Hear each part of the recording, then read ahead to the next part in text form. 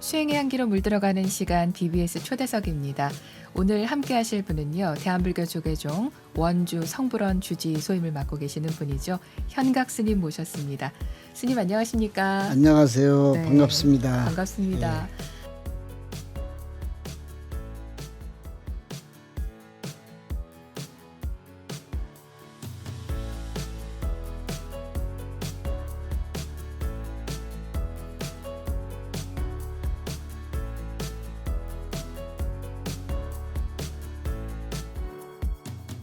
스님 지금은 사실 이제 코로나19 얘기를 안 하고 싶은데 안 할 수가 없는 네. 상황이에요. 전국이 다 힘든 상황입니다.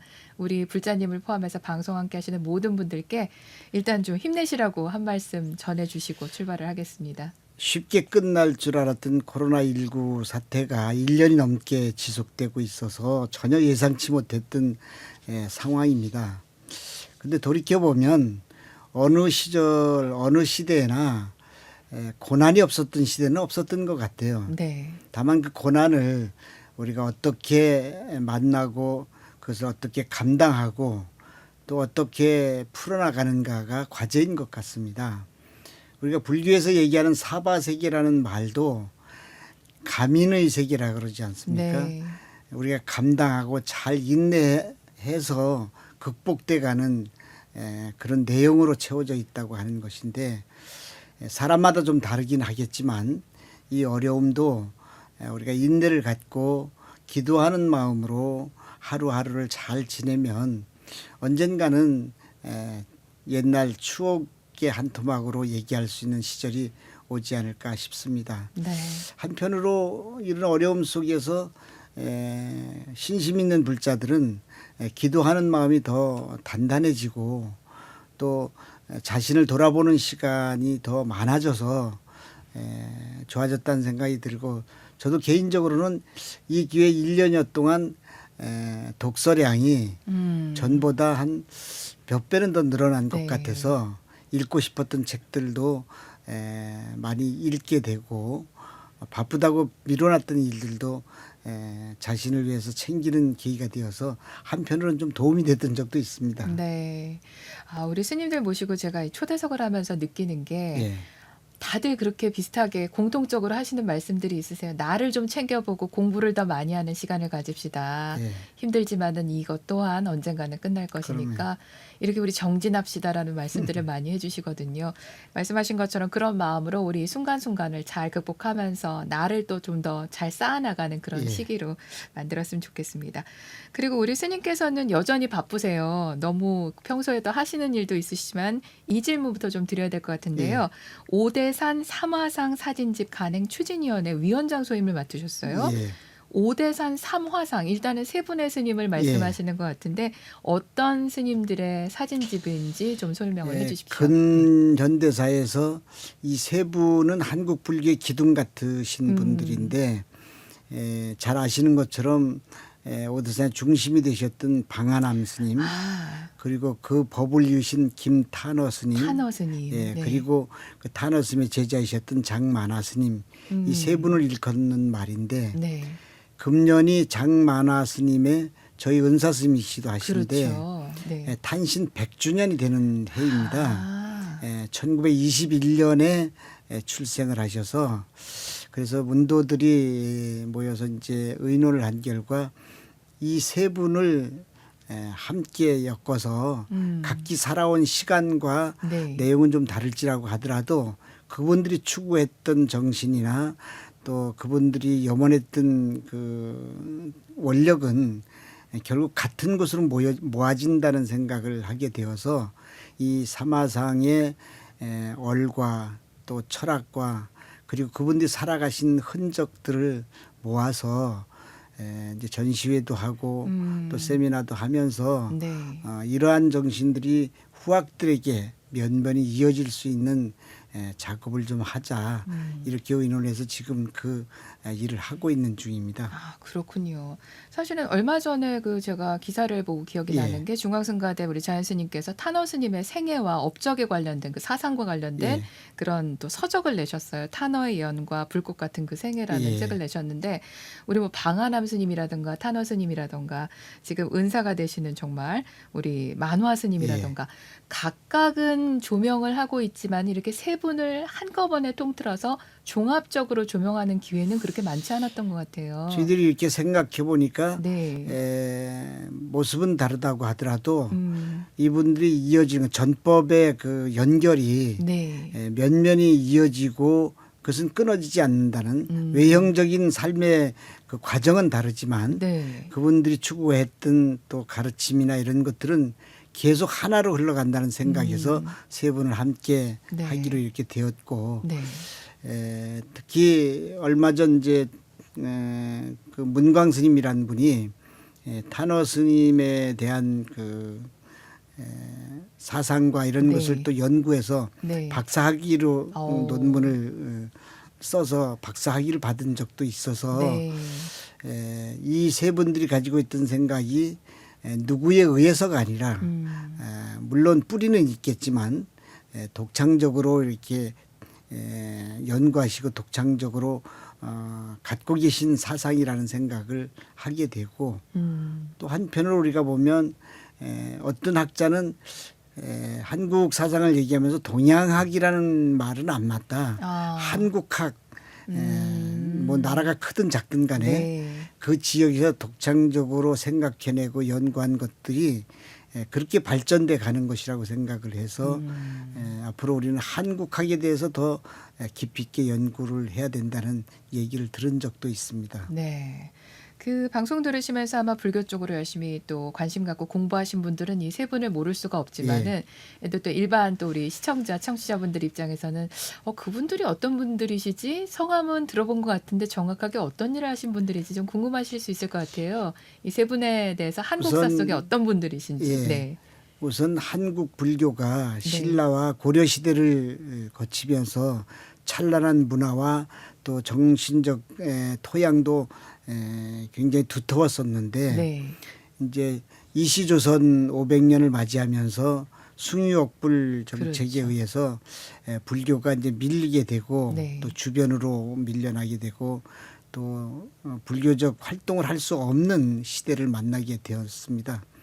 그래서 조선조 말 되어서는 불교가 있는지 없는지 이게 정말로 그 세상에서는 거의 사라지다시피 했을 때에 어쨌든 한국 불교의 큰 인물이 우뚝하게 나신 분이 경허선사이시잖아요. 보면 그분은 그분의 업적이라고 하는 것은 뭐 여러 경로를 통해서 세상이 다 아는 것인데 그분이 안 계셨더라면 오늘날 우리 한국 불교에 이만한 성장이라든지 토대를 마련하기 어렸으리라 생각을 하는데 또한 그런 훌륭한 경허 스님은 그 밑에 훌륭한 제자들을 만나면서 더 성숙되어진 거거든요.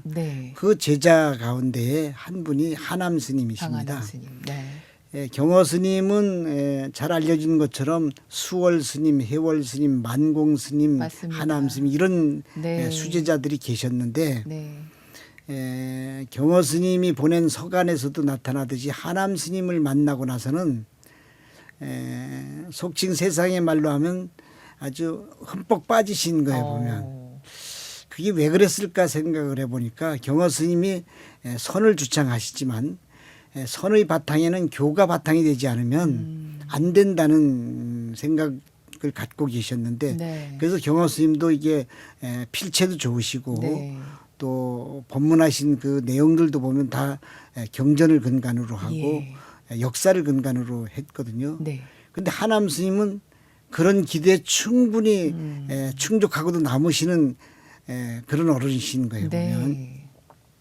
그래서 경허 스님, 하남 스님으로 이어지는 맥은 다른 어떤 산중보다 뛰어나다 이렇게 저희들이 생각을 하고 하남 스님은 1876년에 출생을 하셨다 그럽니다. 네. 강원도 화천에서. 네. 예, 그러시고 9살 때 사략을 읽다가 음. 우리가 사망오제가 중국에 있었다는 사람들이 그리고 사망오제 이전에 반고씨가 있었다 그러고 이렇게 자꾸 올라가니까 네, 네. 9살 때였는데 그 서당 훈장님에게 질문을 했다는 거예요. 그럼 반고 이전에는 누가 있었습니까? 어허. 그러니까 우리가 이제 종교의 출발이 대부분 이제 기독교도 그렇고 어디서 출발했는가를 그렇죠. 네. 얘기하잖아요. 근원을 예. 계속해서 따져 올라가게 되는 예, 그들은 이제 뭐 부분들이 신으로부터 있죠. 출발했다고 네. 보는 것인데 9살 소년이 그런 질문을 할 만큼 이미 그 기틀이 다져져 있었던 것이죠. 네. 그렇게 해서 21살 때 금강산에서 이제 그 의문을 갖고 출가를 하셨고 23살 때 그 청암사 수도암에서 정진하시다가 네. 경허스님 법문을 듣고는 개심이 되었다. 마음이 열렸다. 그렇게 해서 29살 때 통도사 내원함에서 조실로 추대를 되십니다. 지금 29살에. 생각해 보면 30 네. 이전에 네. 산중에 최고 어른으로 그러게요. 추대된다는 것은 참 상상하기 어려운 일인데 네. 이미 그때의 선교 모든 것을 통해서 행을 통해서 충분히 그 자격을 갖추고 계셨다는 거거든요. 네. 그 이후로 이제 제방의 선언을 두루 거치셨고 그 다음에 인생의 반전을 갖고 오시는 것이 49세 때 25년도인데 그때의 봉은사 조실을 계시면서 끝으로 봄날 말자라는 앵무새가 되기보다는 천고에 말이 없는 학이 되겠다. 그러고는 오대산 사원사로 오셔서 그 이후로 27년 동안을 동구불출, 동구 밖을 나가지 않으시고 거기서 정진하고 후학들을 가리키셨습니다. 네. 하남 스님의 업적은 뭐 굉장히 많은데 27년을 선언을 비우지 않고 선을 주창하시면서도 네. 그 사이에 많은 교학적인 이런 그 연구도 하시고 네. 글도 쓰시고 그렇게 해서 이제 나온 것이 하남 스님의 사상을 대변하라 그러면 승가 오칙을 제정해서 참선, 간경, 염불, 의식, 가람수 이 5가지가 예. 어느 하나도 소홀히 할 수 없는 우리가 반드시 지녀야 될 덕목이고 가치다. 네. 이런 것들을 세워서 전하기로 하셨고 그다음 그 해동 초조에 대한 우리가 법맥에 대해서 네. 여러 가지 학설이 많이 있었는데 그렇죠. 네.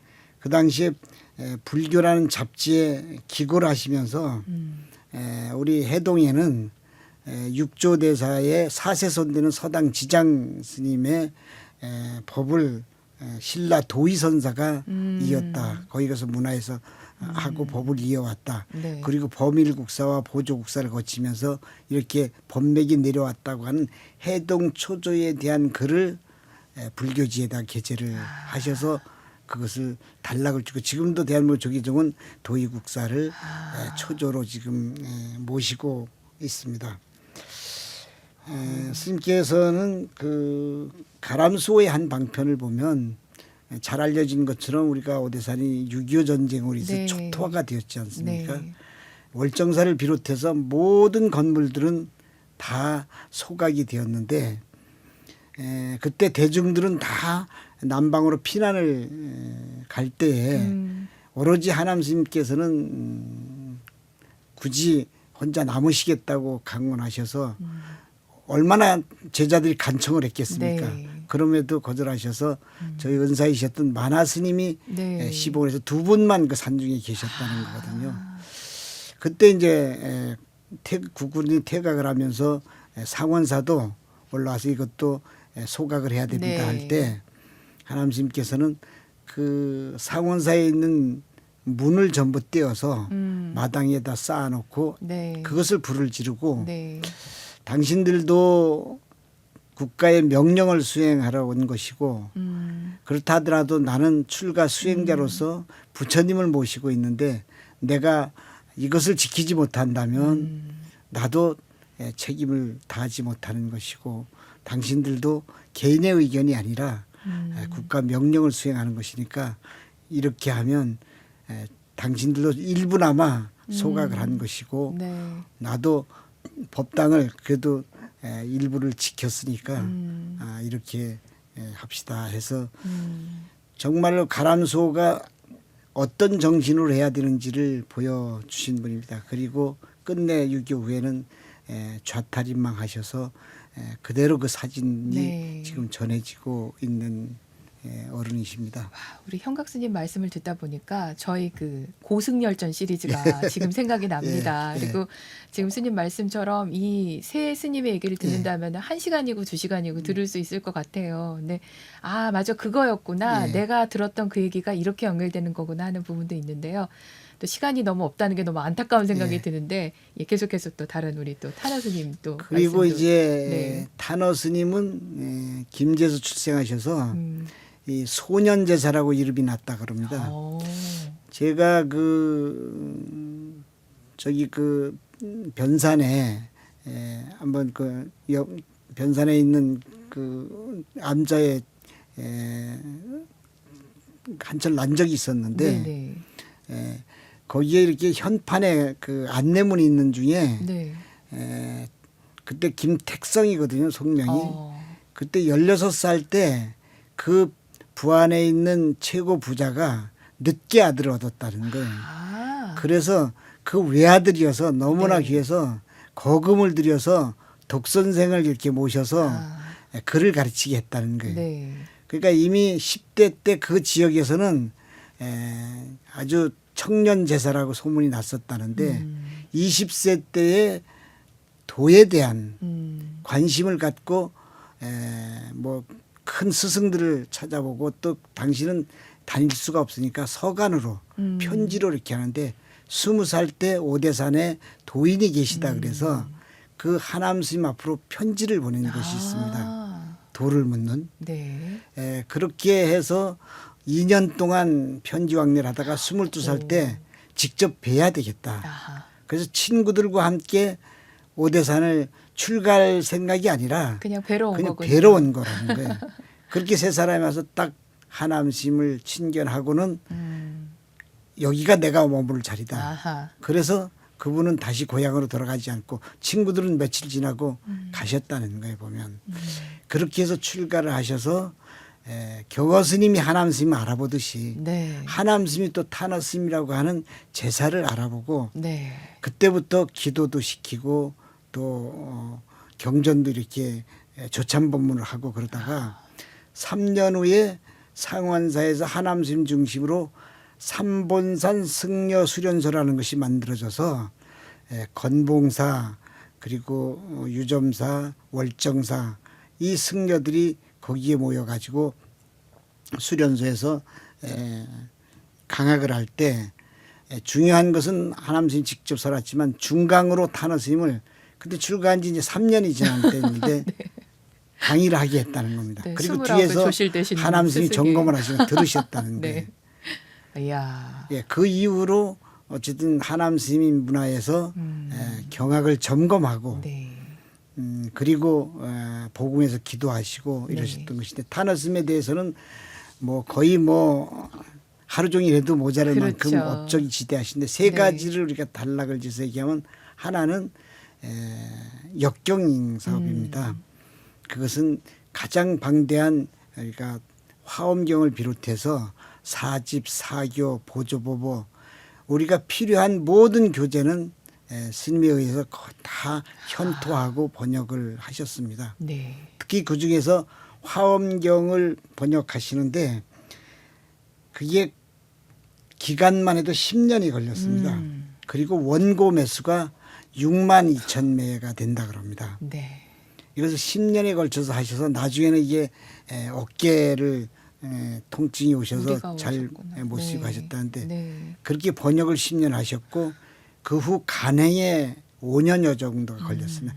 지금처럼 원고지를 출판사에 갖다 주면 하는 것이 아니라 네. 그때는 사식기라 그런 기계에다가 조판을 해서 일일이 활자를 예, 끼워가지고 예. 하던 시절이죠. 그렇게 해서 네. 찍어내면 그걸 또 교열하고 이랬던 건데 그 당시에 그걸 함께 했던 분들이 우리 한국의 대강백이라고 하시는 무비 스님, 통광 스님, 각성 스님 그리고 통도사의 방장으로 계신 성파 스님 이런 분들이 틈틈이 오셔서 같이 이렇게 하셨던 거예요. 그러니까 번역과 출판을 한국 불교가 한번 현대화되는 계기에 주춧돌을 놓으신 분입니다. 네. 그리고 타너 스님의 그 강의는 정평이 나 있습니다.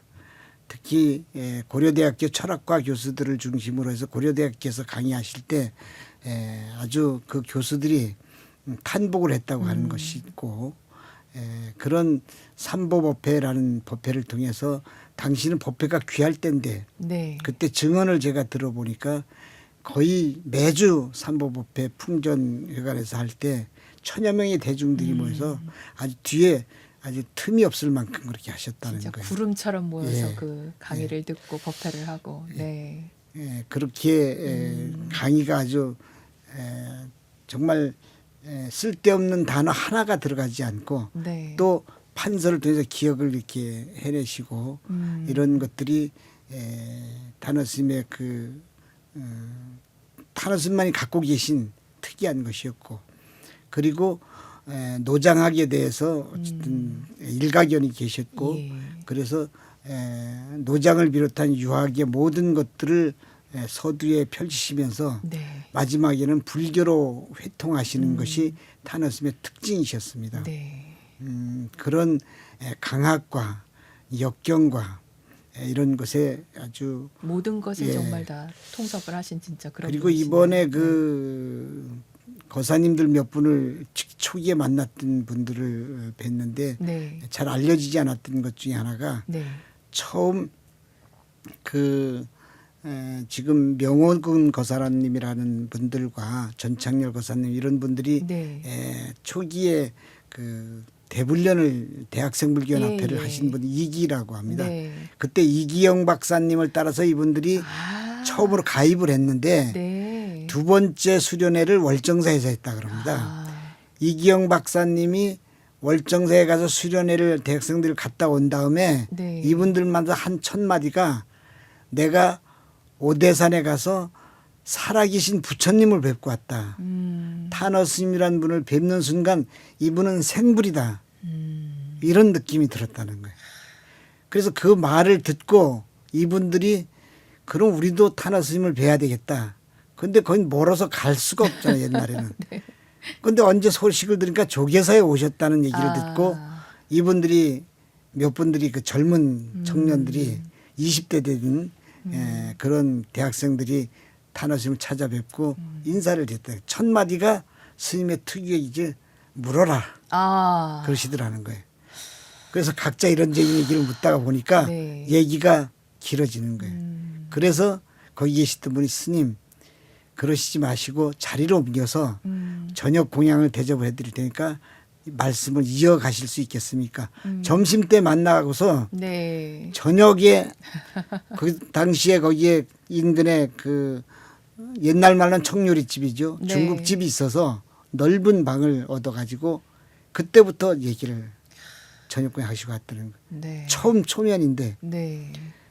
그러고 얘기가 안 끝나니까 그다음에 누가 제안해서 스님 그럼 숙소로 가셔서 좀 말씀해 주실 수 있으십니까? 그러니까 좋지.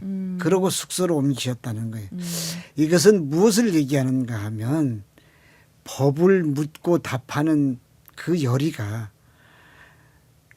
그렇게 뛰어나시다는 것을 알 수 있다는 겁니다. 그것을 평생을 갖고 계셨기 때문에 어디에서든지 법을 청하면 법을 펴시는데 주저함이 없으셨던 것이 타너 스님의 특징이라고 하실 수 있을 것입니다. 우리 스님 말씀을 들으면서 저는 지금 막 온몸에 전율이 돋습니다. 어디서 이런 얘기를 들을 수 있을까 싶고 라디오로도 함께 하시는 청취자분들 나중에 TV로도 꼭 같이 보시면서 우리 예. 스님의 표정도 함께 봐주셨으면 좋겠어요. 근데 참 시간이 흘러가는 게 예. 아까울 정도 우리 밖에 있는 우리 스태프들도 그렇지 않을까 생각이 되는데요. 아 이제 우리 스승이 되신 우리 스님 예. 말씀을 좀 이번에 좀 간략하게 하시고 다음에 또 제가 또 여쭙겠습니다. 네. 만화 스님은 뭐 하남 스님의 탄어 스님만큼 제방에 널리 알려지신 어른은 아니시지만 네. 만화 스님이 안 계셨으면 하남 스님이나 탄어 스님의 업적이 오로지 전할 수 있었을까. 또 그 어른들이 걱정 없이 당신의 길을 오롯이 갈 수 있었을까라는 의심이 들 만큼 네. 만화 스님께서는 탄어 은사 스님하고는 8살 차이십니다. 세 나부를 보면. 그럼 거의 형제의 반열인데도 네. 저희들이 뵈면 한 번도 스님의 일생을 거쳐 스님의 명을 아니요라고 하신 적이 없습니다. 네. 그 탄어 스님이 하신 말씀이면 무조건 예하고 아무리 어려운 일이라도 그것을 받아서 이어 실행을 옮기셨던 분입니다. 네.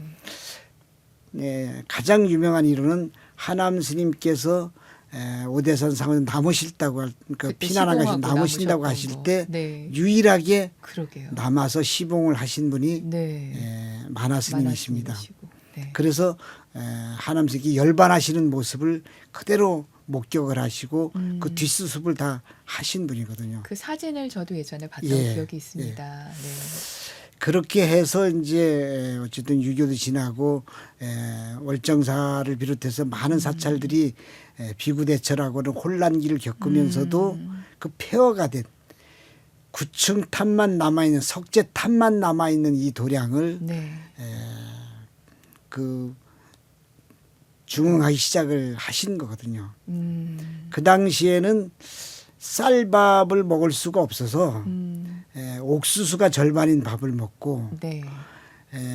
감자를 혹시 섞으면 철없는 젊은 수자들은 감자를 밀어내고 쌀만 이렇게 걷어 먹는다 그래서 그것을 보고 아예 가마솥에서 네. 감자하고 밥하고를 다 이겨가지고 고르지 못할 만큼 이렇게 했던 시절이었습니다. 네.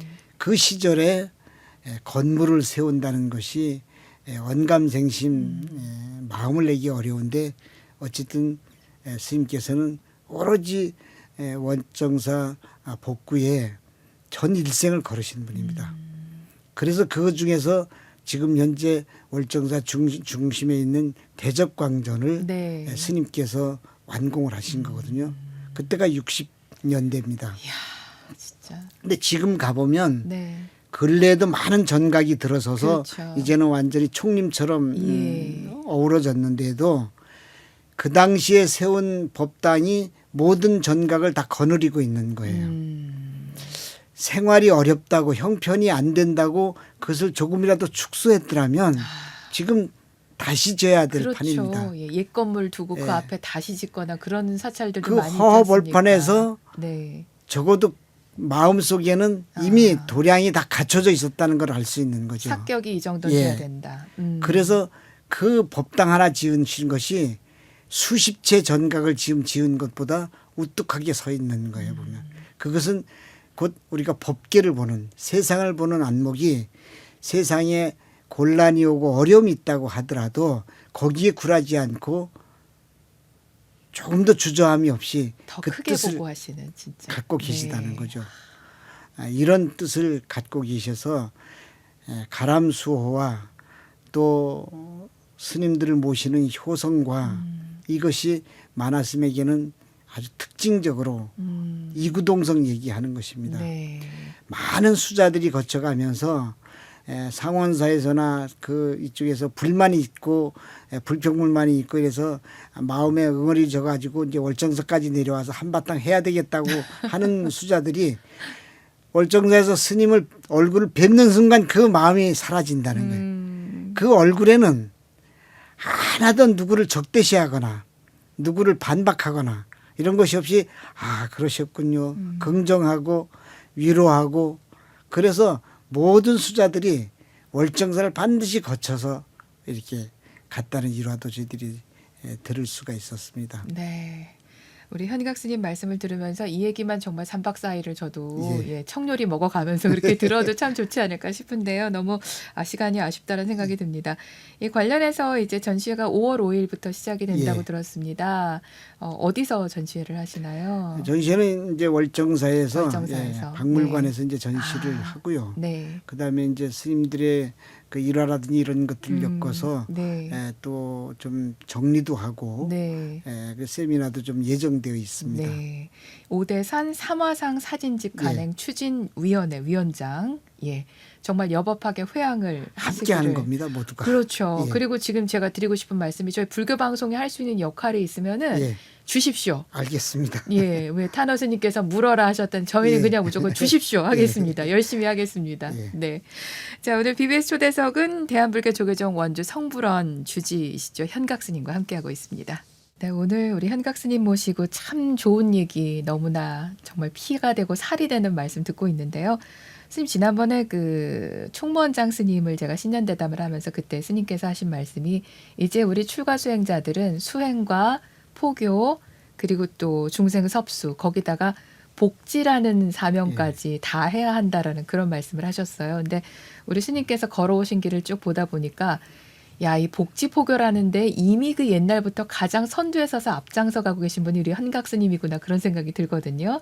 어떻게 감사합니다. 이렇게 이런 길을 선택하게 되셨는지 궁금합니다.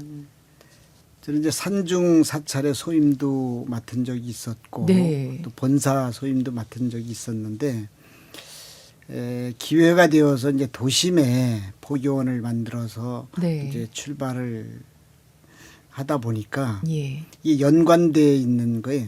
어쨌든 음. 사람이 사는 곳에서는 교육도 필요하고 또 어려운 사람 계층이 있기 때문에 그분들을 살피는 복지도 필요하고 어쨌든 이웃이 함께하는 네. 그래야만 사찰의 존립 그 역할도 제대로 할 수 있다는 생각을 갖게 되어서 어쩌면 자연스럽게 이렇게 연관이 되지 않았나 생각을 합니다. 그리고 이제 시간이 지나다 보니까 네. 하나가 두 개가 되고 둘이 또 넷이 되고 이렇게 해서 네. 큰 사업체도 있고 아주 작은 쉼터 같은 사업체도 있고 저는 지금까지 그 주민자치위원회라는 것이 마을에 생기면서 네. 초기에서부터 지금 20여 년째 살고 있는 동네 주민자치위원회를 하고 있습니다. 아. 바쁘지만은 내가 서 있는 자리를 모르고 다른 동네를 알 수가 없는 거잖아요. 보면. 그래서 그런 생각으로 하다 보니까 이게 늘어서 아하. 지금은 사회복지시설만도 13개 분야에 함께 일하고 있는 사람들이 한 400명 정도 야. 월급을 주는 사람들이 세상에. 그리고 지난해 결산을 해보니까 네. 정부 보조금을 받은 것이 네. 140억 정도를 썼더라고요 보면. 네. 그래서 이런 것들이 처음에는 상상을 못했던 일인데 꾸준히 하다 보니까 네. 그 지역에서 이런 일들이 이루어지더라는 것을 생각하고 저희 네. 도반들이나 또 후배 스님들하고 만날 네. 때마다 네. 우리가 본래 본분을 잃지 않는 것이 중요하지만 그러나 그 연관되어 있는 주변 상황을 우리가 모르고 지나가서는 우리가 아무리 잘 살았다고 하더라도 그건 반쪽 살림밖에 되지 않을 것이다라는 생각 이런 얘기들을 좀 합니다. 네. 80년대 중반부터 이제 원주에다 성불원을 개원을 하시고 나서 이렇게 쭉 해오신 거잖아요. 지금 보니까 성불 유치원이 1990년에 예. 개원을 했고 원주 시립복지관 91년, 명륜 종합사회복지관이 92년, 예. 그리고 어린이, 노숙인, 노인 다문화가정, 성폭력 피해 여성 쉼터, 숨도 좀 쉬어야 되겠습니다. 제가 북한 이탈 주민 하나센터 등 예. 정말 말씀하신 것처럼 수많은 분야에 예. 많은 분들이 스님 그 복지 관련된 직원들이 400여 분이라고 하는 거는 웬만한 중소기업보다도 더 큰 규모거든요. 야, 이게 쉽지 않은 일인데 정말 말씀처럼. 근래에 그러네요. 이제 어린이집이 3군데가 있고 유치원이 있는데 네. 사실 좀 걱정이 되는 것은 이제 사회가 예전보다 환경이 달라지지 않았습니까? 네. 요즘 뭐 노인학대, 아동학대 이런 그러니까요. 것들이 네. 계속 일어나고 있고 또 우리가 하고 있는 일들이 일반 가정보다는 좀 열악한 가정, 다문화 가정이라든지 또 북한 이탈 주민이라든지 이런 부분들이 있어서 자칫 잘못하면 사회로부터 이탈되거나 네. 또 사회 문제화가 되는 경우도 있고 특히 저는 이제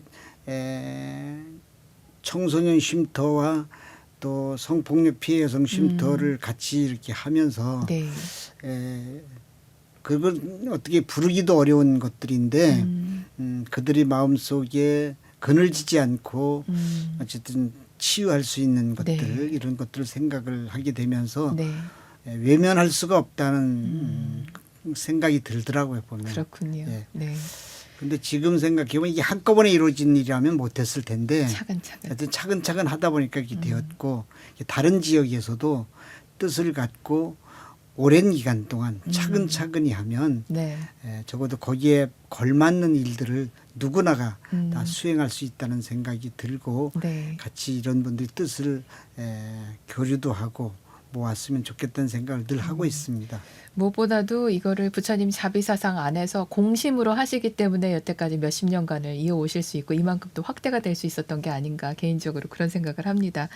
근데 스님 좀 궁금한 게요. 이제 우리 스승 되시는 우리 만자 화자 우리 네. 만화 큰 스님 80년대 중반에 이렇게 이런 쪽으로 길을 가셨는데 우리 탄호 스님께 궤를 받으시고 어쨌든 저는 이런 편 별로 안 좋아하긴 하지만 네. 좀 적절한 명문가의 이 출가를 하셔가지고선 하셨는데 이렇게 복지 쪽으로 가겠다고 했을 때 우리 스승님이라던가 어떻게 보면은 다들 이 부분에 대해서 뭐라고 말씀을 하셨는지 궁금합니다. 안타깝게도 스님께서 세상에 계실 때는 저희들이 수학하던 시절이라서 네. 이런 모습을 보여드리지를 그랬군요. 못했는데 네.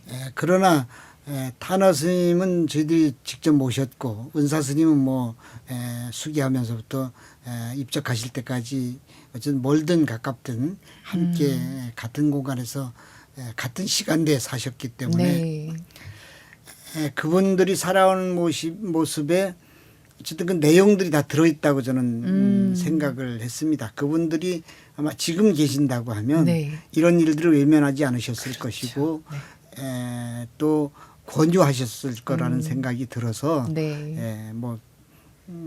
그 당시나 지금이나 같았을 거라는 생각이 듭니다. 네. 그 우리 스님께서는 어떻게 해서 우리 만화 스님 앞으로 출가를 하게 되셨는지 좀 여쭤봐도 될까요?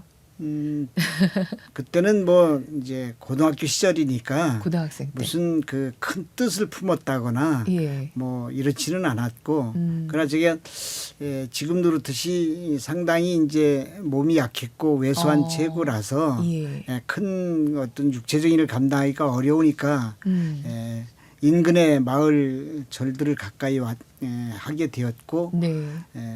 그러다가 이제 제가 그때 많이 아팠던 시간이 있어서 학교를 한 학기를 쉬고 있었을 텐데 그때 이제 인연이 되어서 예전에는 왜 몸이 아프고 그러면 뭐 병원에 치료한다고 보다 어디 가서 휴양한다고 그러지 않습니까? 그랬던 시절이 있어서 네. 인연이 되었고 그 다음에 이제 불교적 환경이 이게 저에게는 필요하다는 생각이 들었던 것 같아요. 그렇군요. 그 출가하셔가지고 앞에서도 이제 여러 스님들 얘기를 하시면서 굉장히 은사 스님에 대한 애정이 막 드러나는 그런 말씀을 제가 느꼈거든요. 우리 은사 스님 하면은 가장 많이 생각나는 가르침 있으시다면 어떤 게 있으실까요? 스님께서는 언제나 제자들에게도 아주 다정하게 부드러운 말로 이렇게 가르치시면서 네. 그래도 또 수행과 이렇게 삶에 대해서는 엄격하셨습니다. 오대산에는 그 하남 스님 이래로 예불 하고 이렇게 그 수행하는 데에서 원칙 같은 것이 있습니다. 예. 그것은 조성 예불을 하고 나면 끝나고 나면 반드시 10분 동안 참선을 했고 참선이 끝나면 경전 강독이 있었습니다. 그러니까 경전을 몇 페이지를 한 5분이나 이런 시간에서 한 사람이 나가서 대중을 향해서 읽는 거예요. 보면. 예. 이것이 같은 자리에서 경륜론이 함께 이루어지는 거죠. 보면. 한 자리에서. 예. 네. 그래서 이게 불교의 핵심이라고 하면 개정해 사막인데 예. 이 사막을 따로따로 하는 것이 아니라 동시에 닦아 나가는 거죠. 그래서 그렇군요. 그것이 지금도 이어져 내려왔고 네. 스님께서는 그 불사는 한 바쁜 와중인데도 울력을 철저히 몸소 실천하셨고 네. 그리고 안것 때에는 일반 대중들도 반드시 일주일씩 용맹정진을 그 큰 방에서 해오셨습니다. 평생을 그렇게 하셨습니다. 네. 이런 그 모습들이 따로 우리가 가르치지 않더라도 거기에서 다 교훈이 있고 그것을 본받아야 한다는 생각을 갖게 해주셨습니다. 말씀 속에서 옆에서 보는 것만으로도 닮아갈 수 있는 그런 큰 스승들이셨다는 생각이 듭니다. 우리 스님 앞으로 발언이 있으시다면 어떤 게 있으실까요? 시간도 많이 가고 저도 무슨 일을 벌리기보다는 이제 정리를 하는 그런 시간이 오지 않았나 생각을 하는데 네.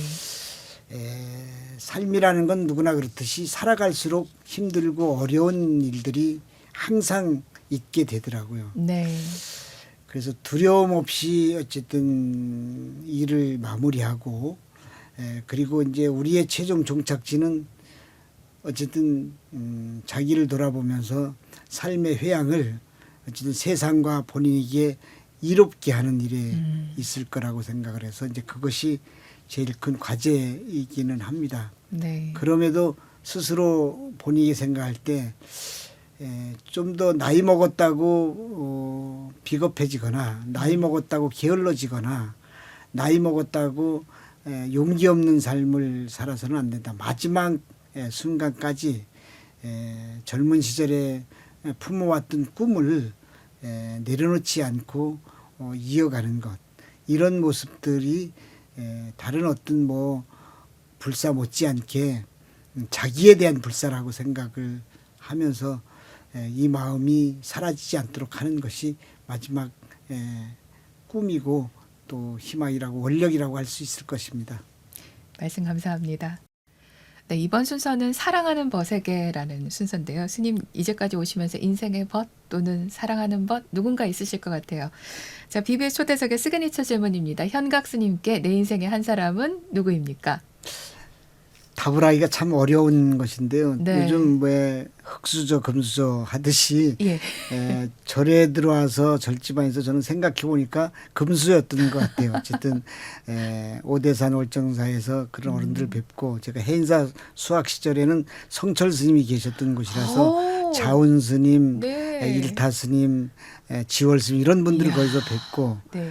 또 그 당시에 선사들 뭐 향곡 스님이나 또는 경봉 스님 이런 분들이 다 가끔은 해인사를 다녀가신 분들에서 뵙고 이랬는데 제 인생에 이런 결심을 하게 되는 분들을 꼽으라고 하면 제가 제일 존경했던 분이 진철 스님이십니다. 네. 낙산사 주지도 하시고 지금은 입적하셨지만 그분을 뵙고 그분이 사회복지에 대한 얘기나 사회 인식 같은 것을 대화를 통해서 참 많이 얘기를 주고받았습니다. 한겨울 월정사에서 같이 석 달을 지나면서 매일 저녁 만나면 그런 말씀 들어서 제가 생각을 정리하는 데 도움이 됐고 근래에는 이제 수덕사 방장으로 계시는 설정 스님을 제가 한번 모시고 살고 한 10년을 지난번에도 갔다 왔지만 안것 때마다 대중공양을 10년을 한 번도 빠뜨리지 않고 지금 갔다 왔습니다.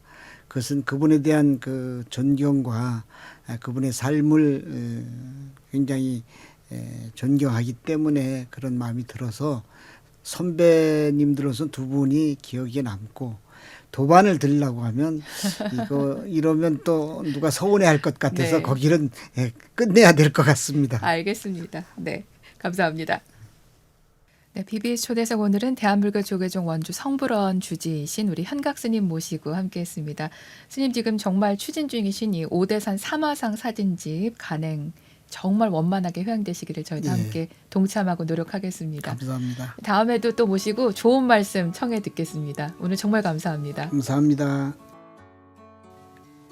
요즘 코로나19로 인해서 모두가 어려운 시간을 보내고 있습니다만 어려울 때일수록 자신을 돌아보고 중심이 서 있지 않으면 경랑에 휩쓸려 가듯이 우리 삶도 그렇게 흘러가리라고 생각을 합니다. 불교의 핵심은 결국 내가 누구인지를 알아차리고 나와 세상이 어떻게 연관되어 있는지를 깨닫게 된다면 세상과 내가 하나가 되는 것이고 또 내가 세상으로 화하는 이것이 모든 경장의 중심이라고 할 수 있을 것입니다. 그런 의미에서 보면 부처님이 어디 계시냐고 묻는다고 하면 부처님은 이 우주 법계에 아니 계신 곳이 없고 또 내가 누구인가 하면 그 부처님의 불신이 나를 통해서 또 세상으로 나간다고 이렇게 할 수 있을 것입니다. 이러한 확실한 신념만 갖고 계신다면 어디에서 어떤 일을 하든지 우리는 부처님답게 사는 것이고 부처님 안에서 사는 것이고 법계의 중심이 될 수 있다고 생각을 합니다. 시대가 변하면서 살아오는 환경이나 생각, 표현은 각기 다를 수 있지만 그러나 진리의 당체는 전혀 움직이거나 변하거나 달라지지 않습니다. 2500년 전 부처님께서 하신 말씀이 오늘에도 여전히 생생하게 살아있고 또 이것은 만대에 유전될 것이라는 믿음을 갖고 각자의 자리에서 각각 역할들을 잘 해나가는 것, 이것이 불교의 핵심이라고 생각이 되고 다 함께 노력합시다.